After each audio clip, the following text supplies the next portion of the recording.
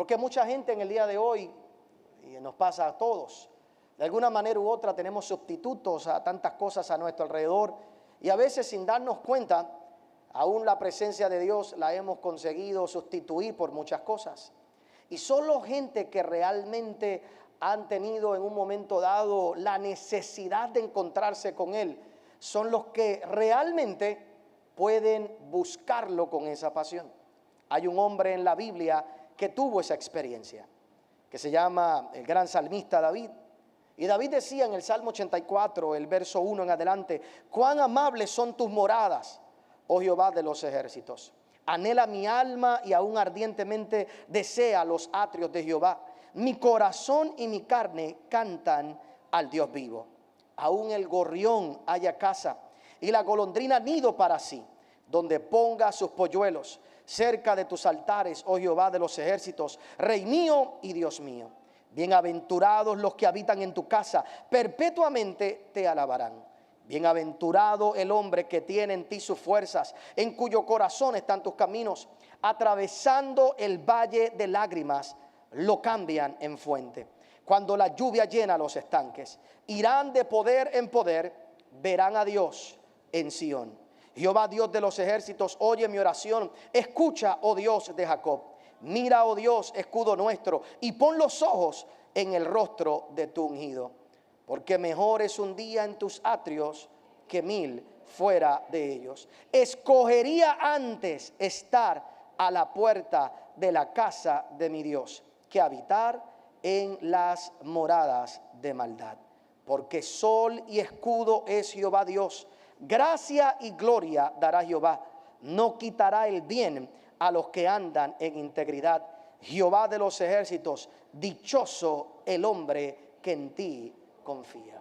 El salmista David era un hombre desesperado por la presencia de Dios. Pero por supuesto tenemos que entender por qué. Nunca pudo confiar en su padre, nunca pudo confiar en su familia. No tuvo nadie que realmente le apoyara, no tuvo nadie que realmente creyera en él. Él tenía que únicamente refugiarse en el Señor, ahí en lo oculto, en lo escondido, cuando nadie lo aceptaba, cuando lo menospreciaban. El único lugar donde él podía refugiarse y encontrar consuelo era en la presencia de Dios. De ahí es que surgen los mejores salmos que todavía cantamos o leemos en el día de hoy, de un hombre apasionado por la presencia de Dios, simplemente porque no tenía más nada en la vida, ni más nadie en quien confiar. Qué dichoso lugar cuando no tenemos en quién confiar y solo tenemos que confiar en Dios. Qué maravilloso lugar cuando no tenemos en nada en qué apoyarnos y realmente lo único que podemos hacer es encontrarnos con Él, buscarlo a Él y darle a Él toda nuestra atención. Qué maravilloso momento en nuestra vida cuando realmente entendemos que sin Él nada podemos hacer y que nuestra vida desde ese momento cambie para siempre. La vida de David no siempre fue una vida de tragedias y de abandono. David logró alcanzar el propósito de Dios.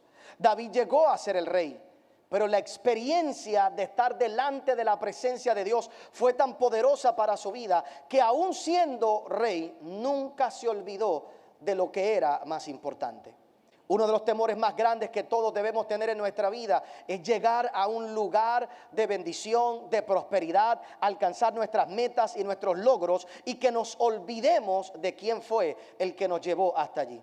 Si hay un lugar de peligro en la vida de una persona, es cuando llega a un grado de comodidad, a un grado de complacencia, donde se olvida quién lo llevó hasta ese lugar y deja de perseguirle con esa pasión, con ese deseo que comenzó a seguirlo en el momento que no tenía absolutamente nada. Pero David no fue así.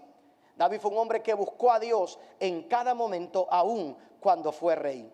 Y yo quiero mostrarte un momento donde David, siendo rey, busca traer la presencia de Dios y aprendamos varias cosas en el día de hoy que nos ayudan a poner todo esto en perspectiva. La palabra del Señor dice en el libro de Primera de Crónicas, capítulo 13, el verso 1: entonces David tomó consejo con los capitanes de millares y de centenas y con todos los jefes. Y dijo David a toda la asamblea de Israel: si os parece bien, si es la voluntad de Jehová nuestro Dios, enviaremos a todas partes por nuestros hermanos que han quedado en todas las tierras de Israel, y por los sacerdotes y levitas que están con ellos en las ciudades y ejidos, para que se reúnan con nosotros y traigamos el arca de nuestro Dios a nosotros, porque desde el tiempo de Saúl no hemos hecho caso de ella. Y dijo toda la asamblea que se hiciese así, porque la cosa parecía bien a todo el pueblo. Mira lo que David realizó en esta ocasión. David se dio cuenta que no se le había hecho caso al arca del pacto, que no se le había hecho caso a la presencia de Dios por mucho tiempo.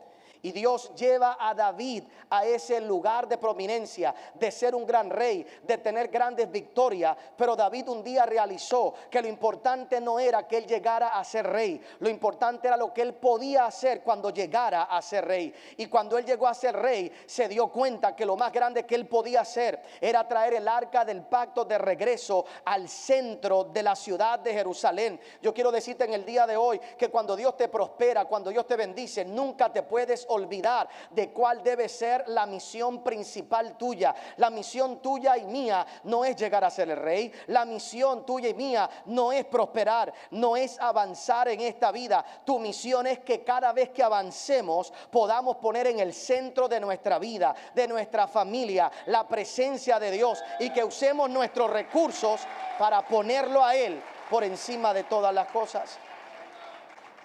David no se olvidó de lo que él tenía que hacer. David no fue una persona desentendida. David no dijo: ¿sabes qué? Llegué hasta aquí, finalmente se cumplió mi propósito.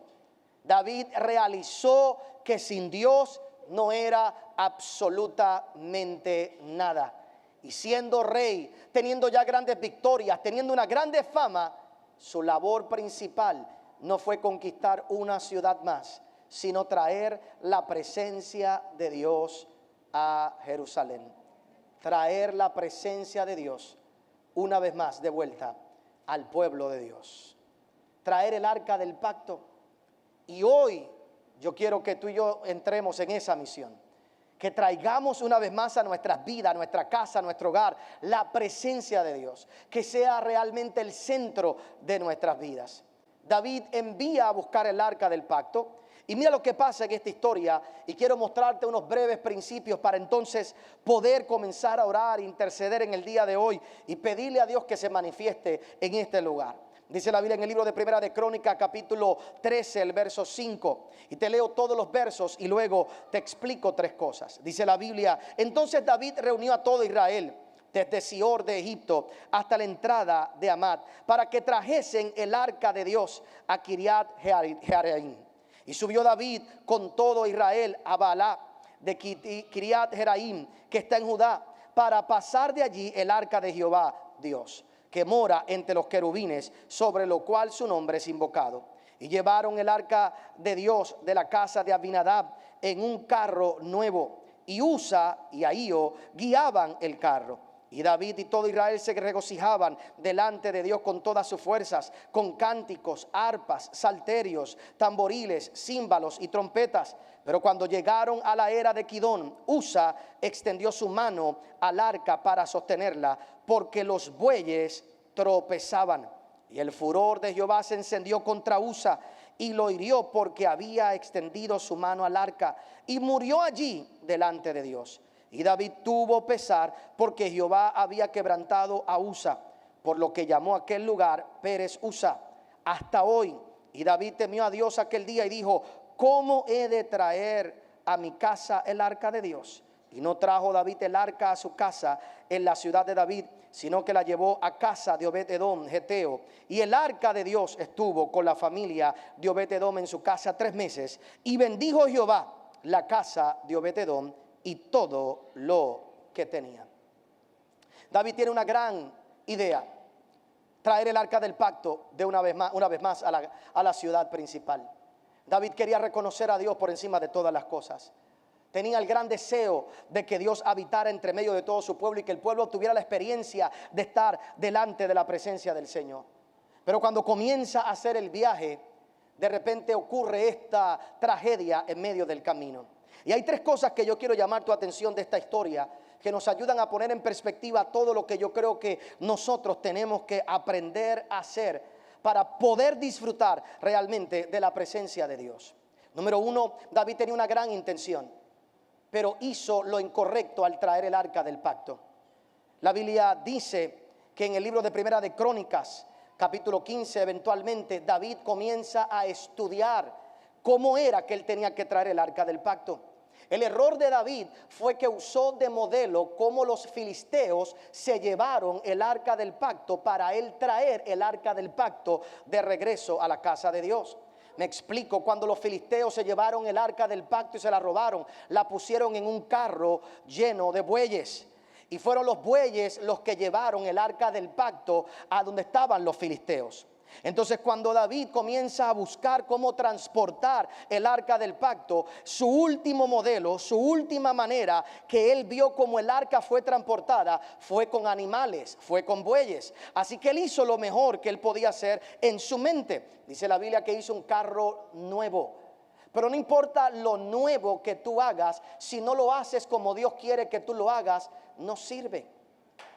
Oye bien, en el día de hoy, en la vida no se trata de agradar a la gente, si no los agradas con lo que ellos quieren.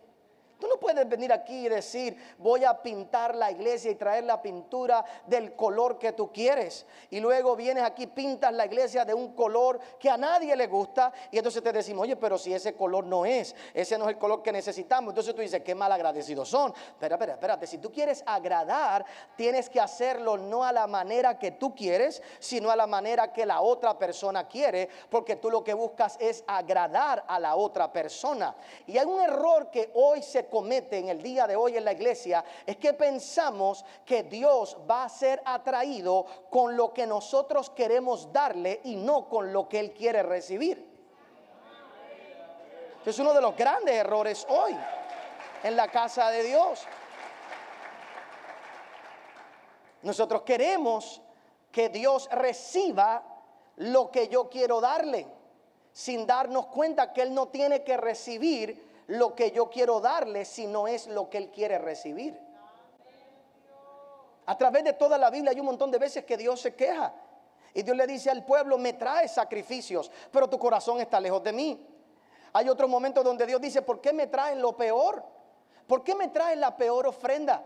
¿Por qué me traes las cabritas patiquebradas? ¿Por qué me traes las ovejas más feas? ¿Por qué tú crees que yo me merezco eso? En una ocasión Dios le dice al pueblo, vete y preséntale esa ofrenda a tu rey. Vete y llévale la porquería esa que tú me estás dando. Llévasela a tu rey a ver si te lo recibe. Y si no es digno de que el rey de la ciudad lo reciba, ¿por qué pretendes que yo lo reciba?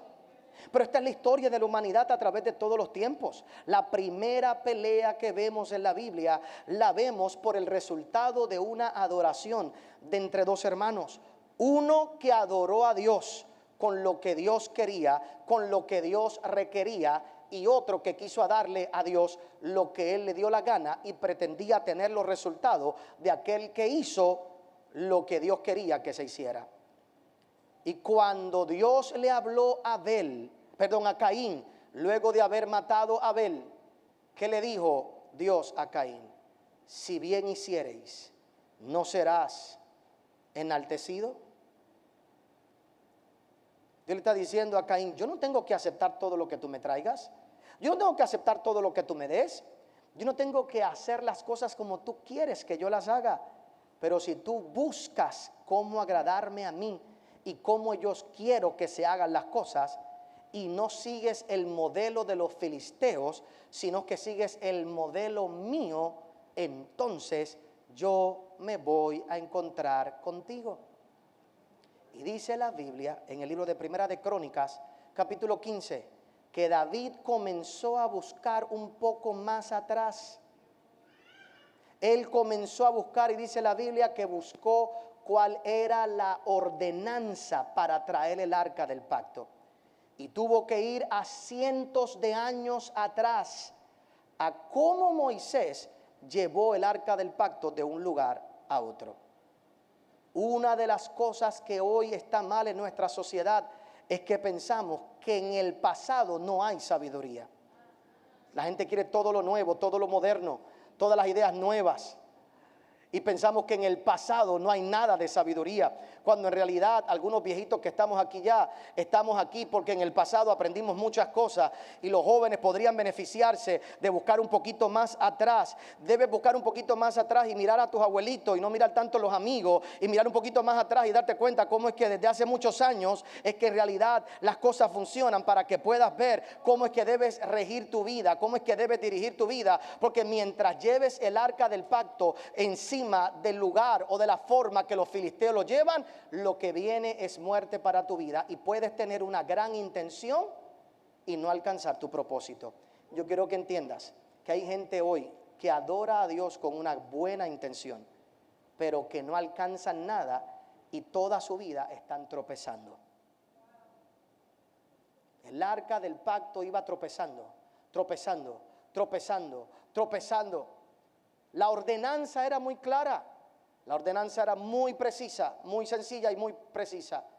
El arca del pacto tenía que ser llevada sobre hombros de hombres, no sobre bueyes, porque la gloria de Dios nunca fue intencionada para ser cargada por animales. Solo los hombres pueden llevar la gloria de Dios, porque somos hechos a su imagen y semejanza. Así se le va a hacerlo fuerte al Señor. Ahora, oiga bien, ¿por qué razón tenían que hombres llevar el arca del pacto? Porque los hombres tenían que sentir el peso de la gloria de Dios. La gloria de Dios tiene un peso sobre nuestras vidas. Y los hombres que llevan el arca del pacto son hombres que llevan ese peso sobre su vida y entienden que no están llevando cualquier cosa. Y lo primero que yo quiero que tú entiendas en el día de hoy es que por un momento, en los próximos días, miremos un poquito más atrás. Vayamos y salgamos de lo moderno por un momento, aunque qué bueno que podemos vestir moderno y que podemos hacer tantas cosas bonitas, nuevas hoy. Pero te digo, en nuestra manera de encontrarnos con Dios, que podamos buscar no como nosotros queremos que Él se complazca en nosotros, sino cómo nosotros complacerlo a Él. Cómo complacerlo a Él. Y Él no se complace con cualquier cosa. Y si en tu vida tú has estado tropezando y tienes buenas intenciones, es a lo mejor porque todavía no has aprendido a hacer las cosas a la manera de Dios o a la forma de Dios. Número 2.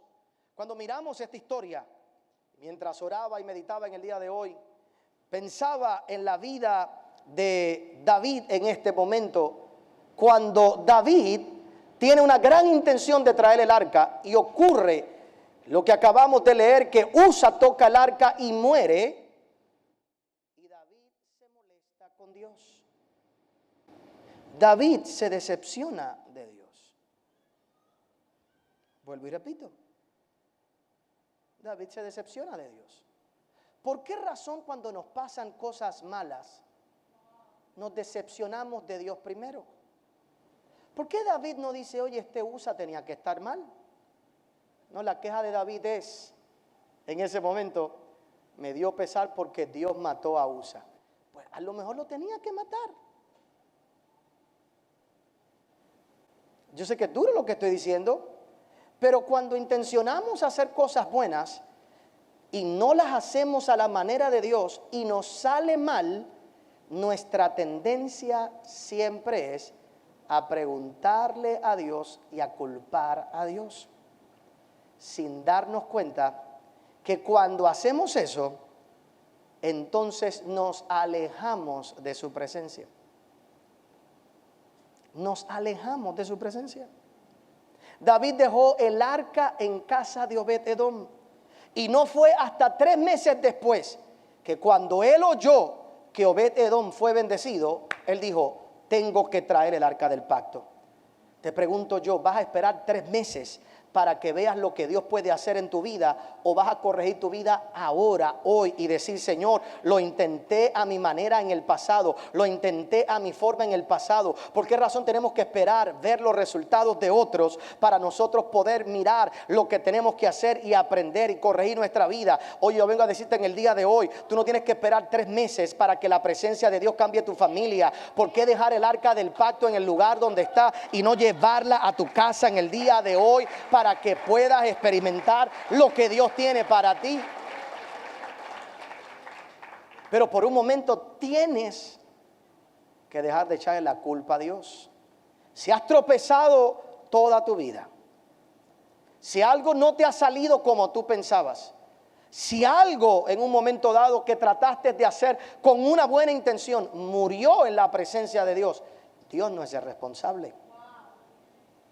Lo que David debió haber pensado en aquel momento fue: ¿qué hizo Usa mal para que esto pasara?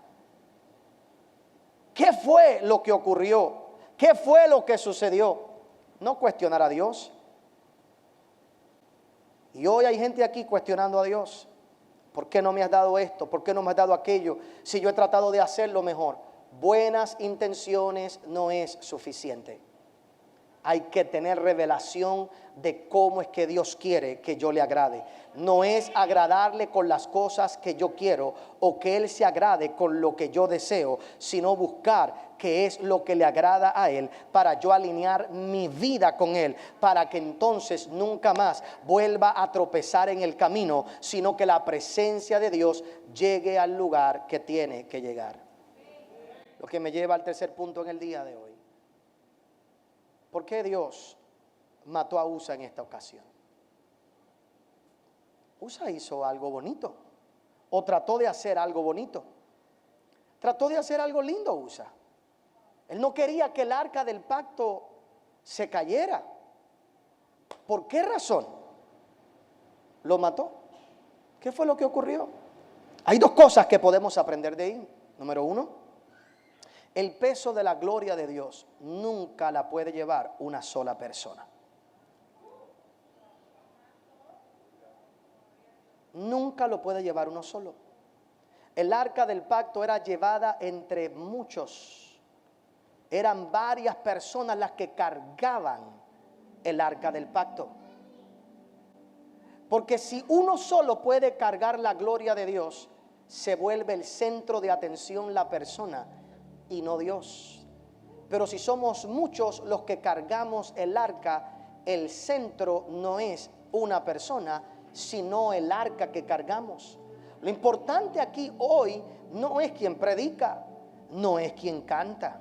Lo importante es que todos los que estamos aquí tomemos un pedacito de esa arca y la carguemos por los próximos 5 días, porque aquí lo importante es una sola cosa: que Él llegue al lugar donde tiene que llegar para que cada familia sea cambiada y sea bendecida.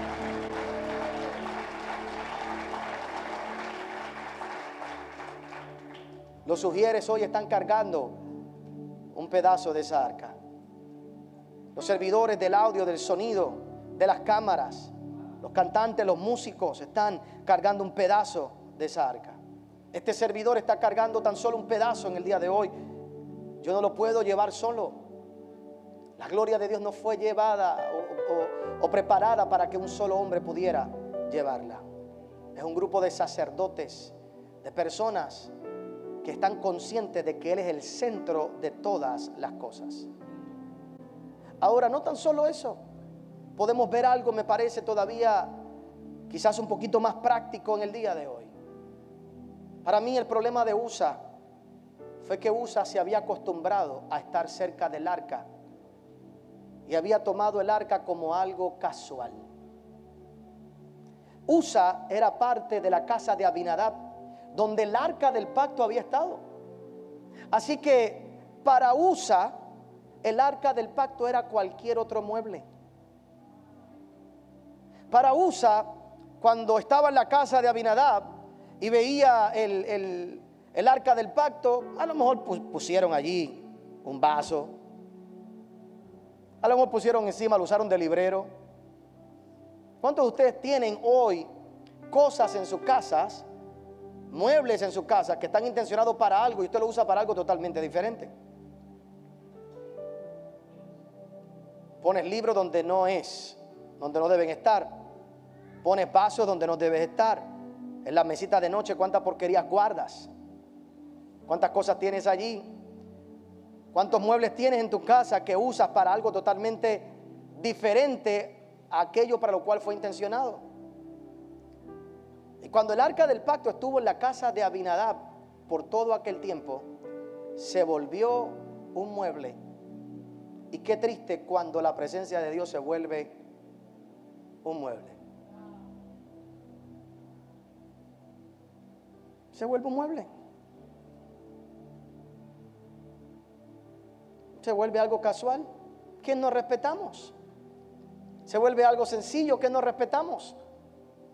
Y por eso fue que Abinadab, como no respetaba aquello, fue enseguida a meterle la mano. Y no entendía lo sagrado de lo que estaba en aquel lugar. Mira qué diferencia. Yo no sé cuántos años cuánto tiempo estuvo el arca en casa de Abinadab. Pero en ningún lugar nos dice que Abinadab fue prosperado porque tuviera el arca del pacto. Lo que nos dice es que uno de los que estuvo en esa casa fue matado. Pero 3 meses en casa de Obed-edom y toda su familia cambió. ¿Cuál fue entonces la diferencia? Tiene que haber sido la actitud de aquellos que estaban alrededor del arca del pacto. Mientras unos toman esto como algo casual, solo aquellos que le prestan atención a lo sagrado, a lo cuidadoso de estar en la presencia de Dios, es que cambia sus vidas para siempre. Y oiga bien, para orar y para que prepares tu corazón. Creo que uno de los errores que hay hoy en nuestras iglesias muchas veces es querer hacer a Dios tan casual en todo lo que hacemos. Queremos hacerlo todo tan sencillo, tan simple. Pensamos que toda canción le agrada. Pensamos que todo lo que tenemos que hacer le agrada y que Dios está en todas partes. Así que casualmente podemos. Y oiga bien, yo no estoy diciendo aquí que hay que vestirse de una manera. Por ejemplo, para aclarar, porque una de las críticas que hay constantemente, por ejemplo, una persona como este servidor, es que he visto de trajes y que entonces hay personas que me han dicho que si yo pienso que detrás de la corbata que está la unción. Así me han preguntado. Como si yo me metiera con aquellos que no quieren usar corbata. Yo no miro la corbata o la camisa de una persona para recibir algo de Dios de parte de esa persona. No es la corbata la que hace a nadie. No es la camisa tampoco lo que te hace más importante. Y si yo me quitara mi corbata y me quitara mi traje para tratar de ser más moderno y ser más juvenil y demás, dejaría de ser yo. Pastor, pero usted no usó corbata por mucho tiempo. Después del huracán María había un calor envenenado. ¿Quién se ponía corbata? Y con lo que estoy diciendo, yo no pretendo que volvamos a lo tradicional, porque nunca se ha tratado de lo casual de lo externo. Es lo casual del corazón. Porque también tú puedes estar vestido tradicionalmente y tu corazón estar bien alejado de Dios. Lo que yo quiero que tú entiendas en el día de hoy, que no es la parte externa la que estamos hablando. No es que Dios no pueda aparecer en cualquier lugar. No es que Dios no te pueda hablar en cualquier sitio. No es que Dios tenga un protocolo de una ropa en específico que tienes que usar. Aunque todos los que servimos a Dios debemos servir a Dios con ropa decorosa. Debemos tener cuidado cómo nos presentamos delante de Dios y nos presentamos también delante de la gente. Eso creo que me parece que es obvio, y que hay cosas que tenemos que estar conscientes, porque no es lo mismo una mujer soltera que un hombre, que una mujer casada. Es diferente diferente una mamá, es lo mismo un papá, no es lo mismo un hombre que está casado a uno que no está casado, y uno que es cristiano y que no es cristiano. Son cosas que tenemos que medir en nuestra vida, pero cada cual se deja dirigir de acuerdo a como Dios le diga en ese sentido. Pero lo que yo quiero que tú entiendas es que no es un régimen de una forma por fuera, es lo casual del corazón, es lo casual. Oye bien, en el día de hoy nosotros estamos en este lugar, y lo decía los días pasados, una de las cosas que tenemos siempre con los arquitectos y con los que diseñan es que le llaman a esto tarima, le llaman a esto stage. Esto no es una tarima, esto no es un stage, esto es un altar. Desde aquí se predica la palabra de Dios. Esto es algo diferente. Pastor, pero cualquier lugar puede convertirse en un altar. Es cierto, pero ¿qué es lo que lo convierte cualquier lugar en un altar? Es la condición del corazón. Es cuando en el corazón le damos la importancia que requiere. Y yo quiero decirte en el día de hoy que tu corazón no sea tan casual para con Dios, que lo menosprecies, que no hagas de Dios un mueble más en tu casa, sino que puedas entender que Él es especial, que Él es diferente, que Él es único, que Él está aquí para cambiar tu vida, y que hoy tu corazón esté dispuesto realmente a servirle a Él, al Rey de Reyes y Señor de Señores. Hoy déjalo casual. Tú no viniste a cualquier servicio, tú no viniste a cualquier actividad. Hoy vinimos aquí a encontrarnos con la presencia de Dios, y no lo vamos a hacer de forma casual. En este momento tú te vas a preparar y vas a poner tu corazón dispuesto y vas a decir: Señor, yo vine a encontrarme contigo, marca mi vida, transforma mi corazón, y quiero que mi familia sea cambiada en el nombre poderoso de Jesús. Dale un aplauso, Señor. Ponte de pie en esta hora.